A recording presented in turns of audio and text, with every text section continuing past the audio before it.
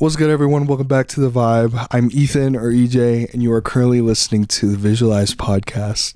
Today, I am so excited for this episode, number one, because the day that I'm shooting this episode is actually my brother's birthday today. Happy birthday, Andrew. I love you so much. My brother is turning 18. Man, I can't believe it. I can't believe my little bro's finally an adult, yo. I can't. But yeah, I'm super excited to celebrate with him today. Happy birthday again, Andrew.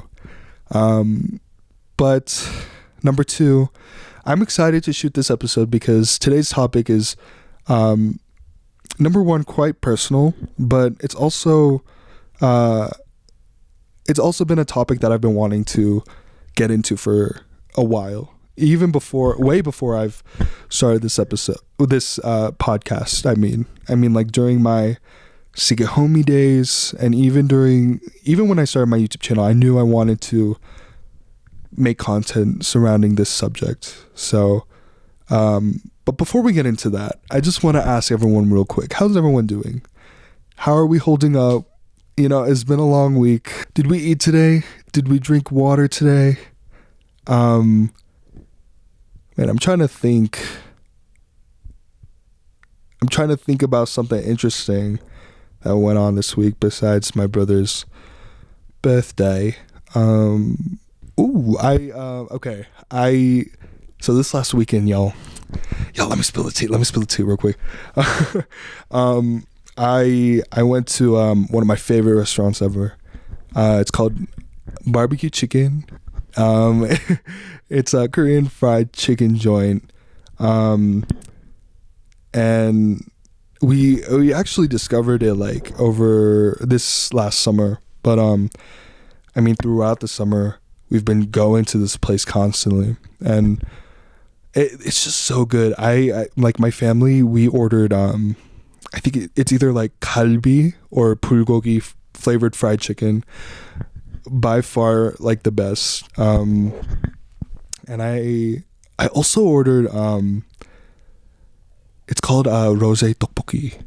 So if you don't know what tteokbokki is, essentially it's like if I'm not mistaken, a Korean street food, and it's like these rice cakes, and they're cooked in gochujang, or like red pepper paste. They're basically spicy rice cakes, and they're usually like, you know, they have like fish cake and like green onion, and you can like top it off with cheese. So good if you like spicy food. Well, for me, y'all, to be honest, I am kind of iffy with like spicy food. I'm not gonna lie. Number one, because I'm kind of iffy because there are times where I do like spicy food. You know, I love a good kimchi. I love sisig. It's like this Filipino dish, and you know, sometimes it can come like spicy. I like it when it's spicy, you know, that little kick to it, you know. But there are times where I'm like, man, like I can't do spice. I'm not the type of guy who likes to eat like jalapenos and stuff like that, you know. And when it comes to like tteokbokki, just like straight up, you know, your like original tteokbokki, there are times where I can't always finish it because it'd be so spicy. But at this restaurant, Barbecue Chicken, I actually ordered the rose tteokbokki, and it's kind of like your more milder tteokbokki, and I think they cook it with like cream. It's like more of a creamier like consistency, and they top it off with cheese. And man, let me tell y'all, it's absolutely like the experience is absolutely electrifying, and man, I can't take myself seriously. No, it's so good. I definitely recommend getting that. I kind of think of it as like Korean pasta in a way. It's just so good. But if you have a Korean fried chicken joint near you, definitely visit, definitely support. We love that for all of us. So yeah. But that's pretty much it. I mean, besides that, I've just been doing homework. And yeah, I hope everyone's having a great week so far. I hope everyone's healthy and doing well. I want to make clear again. I've mentioned this on my Instagram, but if anyone who is listening needs anyone to talk to, I'm here. My DMs are open. Definitely hit me up on my Instagram at gonzales, and I'll try to respond to you as soon as I can. So, yeah. All right, on to today's episode. Today we're talking about neurodiversity and autism. Essentially, many people don't know this about me, but I'm actually the oldest of 4 boys in my family. And I have, and so I have like 3 younger brothers, essentially, Andrew, Isaiah, and Oliver. And gosh, I love them to death. They're absolutely just amazing individuals. I am like so proud of them. I would do anything for them. Literally, they're just like my little bros. Like, they're just amazing and intelligent and just like show-stopping, and they're icons. I love them. God really has blessed me with these boys. So but something about them is that they're actually on the autism spectrum, and really that's what today's episode is about, is kind of sharing that experience of being an older brother to autistic siblings. And the thing is, with this topic, it could get very like lengthy. Like, I could talk about this topic for hours and hours on end. There's so much to get into. But the question is do we have time for that? And the answer is no. The answer is no, because I got to do my homework. And you got to do yours too. No, I'm just playing. But, you know, I want to do like a lot of these episodes where I kind of share my experience, you know, because I want to start that conversation. It's been something that I've been very passionate about. Really what we're focusing on for today's episode is this opportunity my family and I got just recently. Shout out to Attorney Jawed for this opportunity. I'm very, very thankful and appreciative. Essentially, this opportunity was that we were able to write a story, write our experience about being in a family with autistic members, and have it published on a magazine in the Philippines. And let me tell you, that's like, shoot, like I was so excited when I heard about this, when this opportunity was presented to us. Because, you know, like I wrote stories in the past, you know, especially in English class, bro, God bless the English teachers. Because let me tell you, back in like middle school and high school, when we had an opportunity to like share a personal narrative or share our stories through writing, I was real. It felt like therapy. No, I'm just no, but seriously though, like I would get real in those English papers. But I feel like with this article, with this piece, it was quite different. It felt different, like writing it, because number one, I was obviously sharing our experience, kind of like scratching the surface, if you will. But I'm also sharing it to my people, in a sense, you know. I felt like almost like writing a letter to my people to kind of spark that conversation, to kind of like challenge those like stereotypes and stigmas about neurodivergent people. So really, today I want to share with you all this article that I wrote. But before I do, I want to define what autism is, since there might be people out there who don't know what that is. And so I have it pulled up here under the National Institute of Mental Health. Autism, or autism spectrum disorder, ASD, is a neurological or developmental disorder that affects how people interact with others, communicate, learn, and behave. And then another term that I've been kind of like using is neurodivergent, like referring to a neurodivergent person, or just like neurodiversity, right? And I actually got this from this really dope article under Harvard Medical School. Bougie. So essentially, they define neurodiversity as this idea that describes that like people experience and interact with the world around them in many different ways, that there is no one right way of thinking, learning, and behaving, and differences are not viewed as deficits. So essentially, I think of like the term autism as more of the medical term to describe that disorder, or kind of like the professional term in a sense. Whereas when I hear like neurodiversity and like referring to like a neurodivergent person, I think of it as like a more like inclusive term, you know, because I will say like in cultures throughout the world, and even in our history, the way we viewed those with autism or those with even like psychological disorders in the past wasn't very pleasant.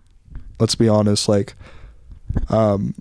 with the stereotypes, with the words, with the ways they were called back then, it wasn't, in a way, it was kind of like dehumanizing. And so I feel like neurodiversity kind of says, you know, there are different ways a person may think.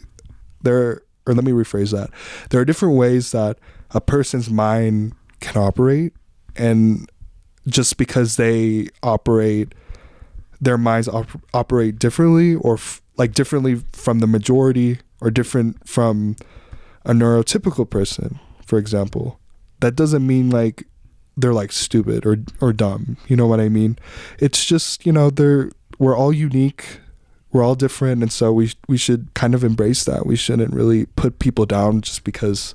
I will say as well that this article was written in both English and Tagalog, or Filipino, and I'll be reading it in both English and Tagalog because I know that there are a lot of listeners currently who are Tagalog speaking, but I will also obviously translate it as we go through it. So sit back, relax, brother, and and you know, grab some snacks, grab some water.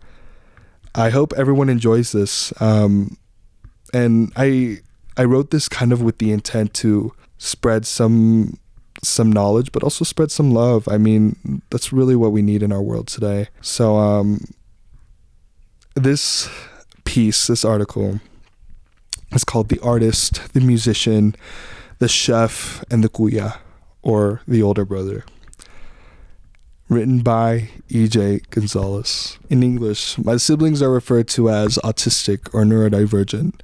Pero sa Tagalog, ang tawag sa kanila ay baliw o siraulo. But in Tagalog, they're referred to as crazy or broken-headed. Growing up, that was our reality most of the time in the familial, social, and cultural setting for my family and I.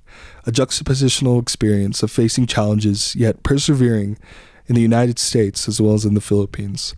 Our recent summer trip to the motherland inspired me to share our story and to hopefully redefine the concept of neurodiversity sa mga kababayan natin sa Pilipinas at abroad, to the Filipino people in the Philippines and abroad. Alright, so that was the intro. Tell me what y'all think. I will say I wanted to make like the intro, I don't want to say like scandalous, but I wanted it to like kind of capture the attention, obviously, like with a hook. But I mean, it's true. Like there are times like in English, like my siblings are referred to as autistic and neurodivergent, but I've had experience in the past where like when we're speaking in Tagalog, like sometimes I would hear family members in the past refer to them as like baliw, which means crazy, or siraulo, which means like, which literally means like broken-headed, you know? And so, yeah, that's that. My mother at 22 and my father at 9 migrated to the United States from the Philippines. My mother from Cavite had just graduated college at the Philippine Women's University, while my father had just finished grade 3 in Los Baños, Laguna. By the mid-90s, Dad was a non-commissioned officer in the United States Air Force. My mom worked as a full-time caregiver for the elderly. God's will and destiny brought the two together in Northern California, to which they had tied the knot in 1996. We were scared. Wala kaming pera noon. We didn't have money then, but we knew it was right, describes my mom as she recounts their story to me. With just a close friend as the only guest at their wedding, and my father's family completely disapproving of the relationship due to judgments against my mother's then undocumented status in the States, they still went on to support and love each other. Sa taong 2004, in the year 2004, nagsimula ang kanilang sariling pamilya. They started their own family, having me bilang ang kanilang panganay, having me as their eldest. After tinanggap ni mom ang kanyang American citizenship, after mom received her American citizenship, ang una kong kapatid na si Andrew was born a year later in Okinawa, Japan. My first brother, Andrew, was born a year later in Okinawa, Japan. Pagkatapos ng mahigit 3 taon, lumipat kami sa Colorado. After more than 3 years, we moved to Colorado. Isa sa 11 states na nasa west region ng bansa. Kilalang kilala sa mga bundok, snow o yelo, the Instagrammable views and outdoor activities, at ang mga ilang US Air Force bases. Basically, I just said it's one of the 11 states in the west region of the country that's pretty well known for its mountains, its snow, its Instagrammable views and outdoor activities, and its Air Force bases. By 2009, Isaiah, number 3 of us boys, came into the world, and just 3 years later, our bunso, or youngest of the family, Oliver, followed.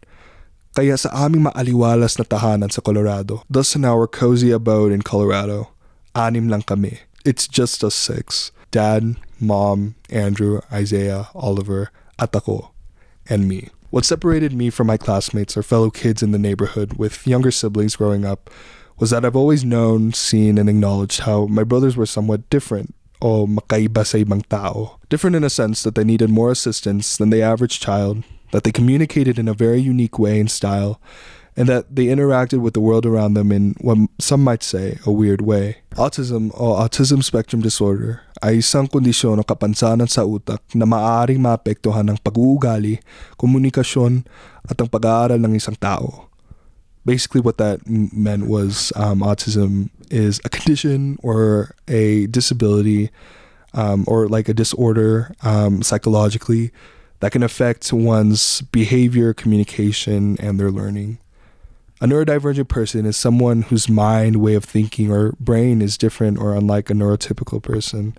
The concept of neurodiversity aims to promote inclusivity and to reduce the stigma behind psychological disabilities. In other words, inilalarawan ng salitang neurodiversity na may mga iba't ibang pamamaraan na pwedeng gumana ang utak ng isang tao. Basically, what that means is, in other words, the word neurodiversity explains that there are many different ways that a person's mind can operate, essentially. My 3 brothers are what I consider neurodivergent. Andrew is an artist. He grasps whatever is around him visually, the people he loves, the movies he's cherished, and even the places he visited, and vividly illustrates them as colorful drawings. He adores his trains, his scented soaps and lotions, and especially adores anything and everything ube. Isaiah is a musician. With perfect pitch, he could easily play songs on the piano, violin, trumpet, and even drums. Currently studying French, he has always had an interest in socializing in different languages such as Tagalog, Spanish, Russian, German, Korean, Japanese, Chinese, and more. Oliver is a chef. There's never a time in which he isn't involved in the kitchen, whether that be cutting fruit and vegetables or adding extra bay leaves to the adobong manok being cooked, or chicken adobo.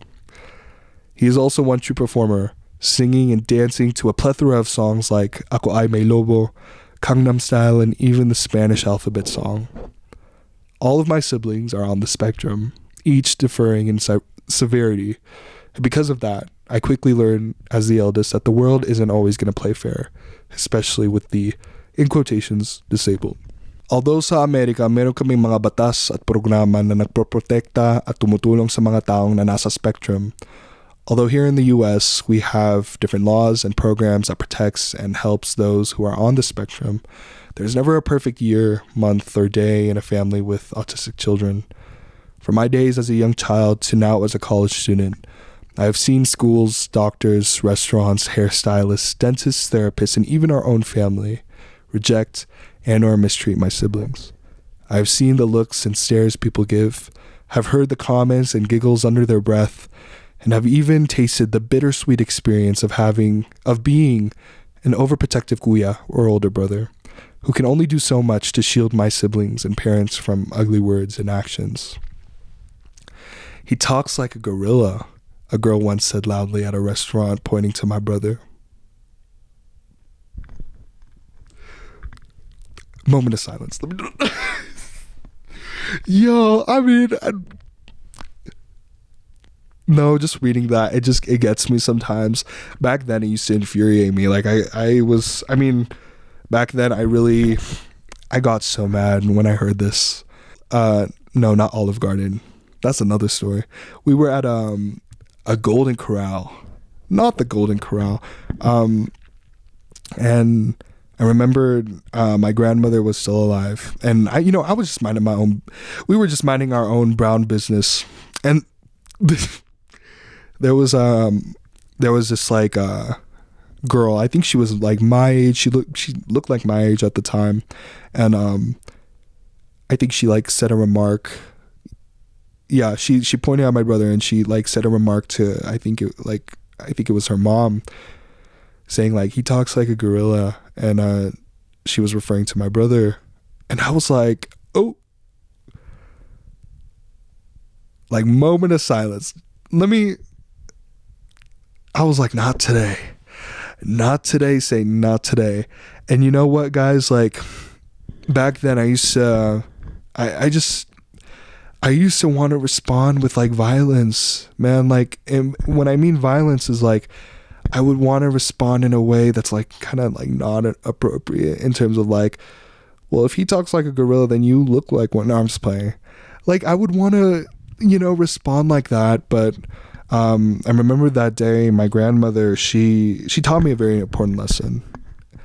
It was kind of like, she was kind of like teaching me about like karma, in a sense of like, just like God handle him. Like, God has a very particular way of humbling somebody. So, but that really hit me. Obviously, like, my brother didn't really care. He's like, but for me as an older brother, hearing those like words, it's like, man, like, why do we gotta be so cruel? Continuing on, so he talks like a gorilla. A girl once said loudly at a restaurant, pointing to my brother. Bakit maingay na naman ang anak mo? Remarks a family member to my parents. Basically what that means is like, why is your child loud again? Basically. And then it says, hayaan mo sila, responded another, sira ulo kasi. Which means, just let them be. They are like sick-headed. Their brain is broken, basically. Yeah, I mean, like, comments like that are pretty, like, they're real. I mean, and that's just what my family has experienced, or just like some of the experience we've experienced. I know that others, they have it worse. I mean, and it's just a reminder that like, you really never know what let me rephrase that. You really never know what someone's going through. You really never know what someone's situation is. And so, like, we should all just like really be careful with what we say, because it could really cause like an effect to people. So, all right, continuing on. There are many common misconceptions made with autistic or neurodivergent people. One being that they are just slow and unintelligent, na sila ay isang konsumisyon lamang sa mga lipunan natin, that they have nothing to offer basically in our societies, that they just consume. Others that we've come across with in both the United States and the Philippines are that children on the spectrum are misbehaved, that they hurt others, na hindi tama o maayos ang pagtuturo at pagpapalaki sa kanila ng mga magulang, that they weren't raised or taught right by their parents, at hindi sila gagaling, and they're not ever going to get better. And I put that in quotation marks because let me finish reading. As though people on the spectrum have a deadly disease or sickness attached to them. That has been like a very sad like misconception that I heard about like autistic people, is that they're not gonna get better. As humans, we can sometimes find ourselves unsettled or even make quick assumptions when we encounter things in life that aren't familiar to us, like hearing a foreign language or looking at a picture of a random person. My dad once told me, we are all special and unique and weird in our own ways. Your brothers just have a little more uniqueness in them. After the recent passing of our grandparents on both sides of the family, we found ourselves making back-to-back trips to the Philippines in the last years. This last July was our most recent vacation back home, visiting numerous places throughout Cavite, Laguna, Zambales, Pampanga, Bulacan, and Metro Manila. Those are just basically like provinces or states in the Philippines. From gallivanting through the busy streets of Quiapo to chowing down late dinners at a local mang inasal. By the way, if you've never went to the Philippines and you plan on going pretty soon, definitely go to Mang Inasal. Very, very good. Yeah. It would be an understatement to say that we, especially my siblings, enjoyed this year's 3-week trip. But the memorable moments of this visit weren't just the Calabao rides in the countryside or the numerous halo-halo runs, although our wallet says otherwise. Rather, the connections and interactions we had with family, friends, and Filipinos from all different backgrounds. For my younger brothers, it was as if two different worlds of the same universe collided as they would reunite with their cousins, and even fellow people and kids their age. Their laughter, singing, and conversation upon conversation could enlighten a room in just under a couple seconds. Though there were at times confusions in communication, it was as though they all had a common language: acceptance, love, at kaisahan, or solidarity. Many people ask us, how do you all do it? Hindi ba kayo napapagod? Do you guys not get tired? It must be difficult to handle one, let alone 3, right?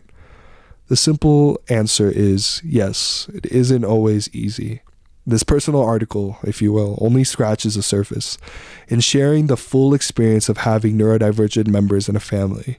Not to mention the discrimination, family rejection, bullying, unfair treatment, and the countless sacrifices many, if not all, families with ASD members, including us, have to maneuver through in life and society. A thought would strike up every once in a while at the dinner table, or even while I take my brothers into bed, that if I was able to, would I wish to have my brothers, in quotations, normal? Maybe in another universe, having Andrew, Isaiah, and Oliver perfectly minded, in quotations, as what society expects and desires, life would not be as challenging or unfair. However, I would not have it any other way, and I mean it.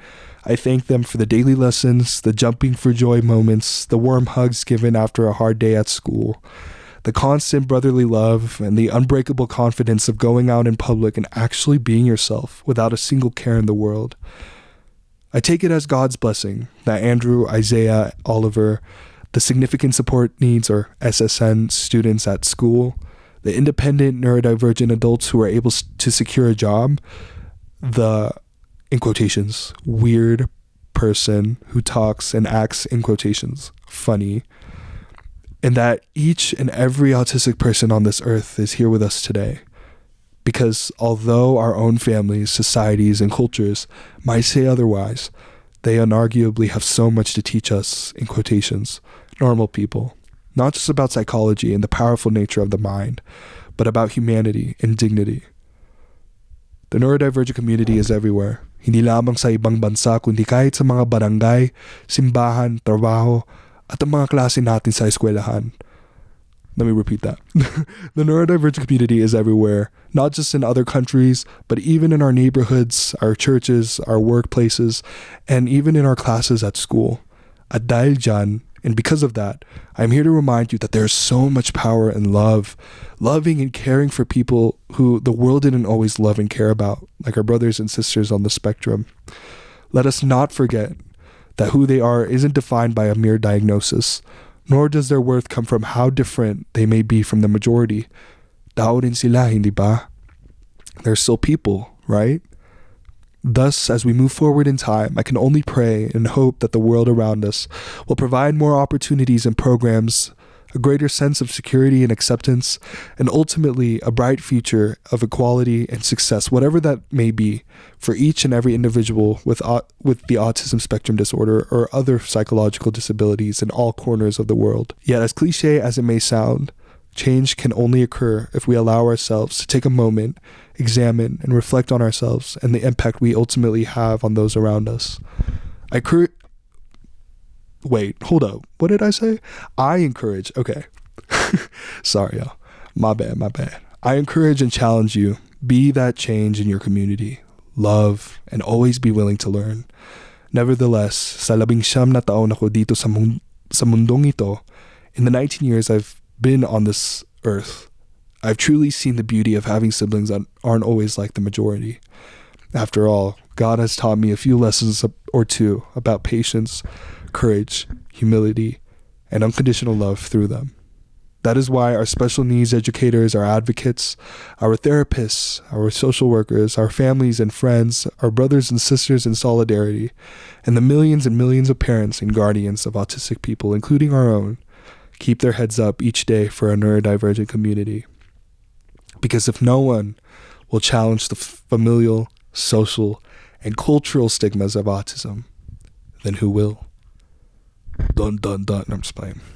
So that's basically that. I hope you guys enjoy. That was that. Wow, I wrote a lot. I kind of spaced out for a sec there, but that was pretty much the article that I wrote. And before we kind of wrap up this episode, I kind of wanted to just like talk about like my faith for a second, and a particular verse that has been kind of on my mind when I had been like writing this, and even just like reviewing it before I started this episode. So one of my favorite like verses comes from Psalm 139, verse 14. It says, "I will praise you, for I am fearfully and wonderfully made. Marvelous are your works, and that my soul knows very well." It's so cool to think that at one point God thought of you and me as good ideas. You know, he thought of us to where he created us as these people. And so, I mean, just being here today, you and I, and like us breathing, thank you, Jesus. Like, really at the end of the day, like, God does not make any mistakes. And I feel like we should remind other people that, you know, there's so much impact, there's so much power in just like love and what we put out into the world, because we don't know like what type of situation someone may be going through. And so having that positive impact, oh my gosh, it can do so much to a person.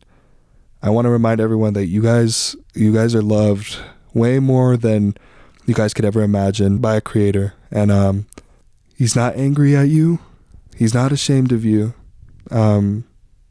Truly, God loves you guys. And I don't know. I felt like I needed to say that. I felt like something in me needed to say that for someone who may be listening.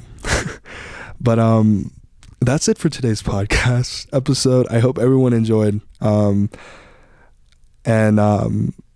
Again, everyone is welcome to this podcast, not just, you know, like those in the faith, those who are Christian, but everyone. And I really hope that this episode spoke to someone today, whether if you have autistic members in your family, if you have siblings like me, you know, who are autistic, or even if you're listening and you've never really encountered someone with autism, you know, I hope everyone was able to learn something today. And yeah, that's pretty much it. I hope everyone enjoyed today's episode. I'll see you all in the next one. God bless. Bye-bye.